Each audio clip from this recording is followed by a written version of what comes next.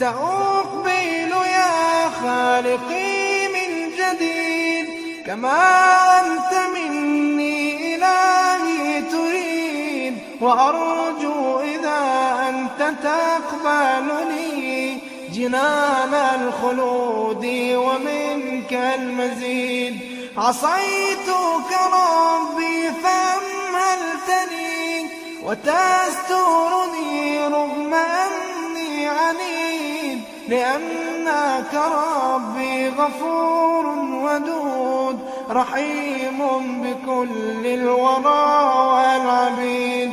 أتيتك يا خالقي باكيا ودمع الأسى كل حين يزيد، فقد قلت في الآية لا تقنطوا وإن تعف عني فذا يوم عيد.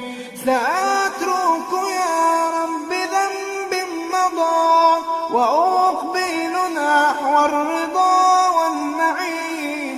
أحبك ربي وهذا رجاي بأنك تقبلني يا كريم، بأنك تقبلني يا كريم.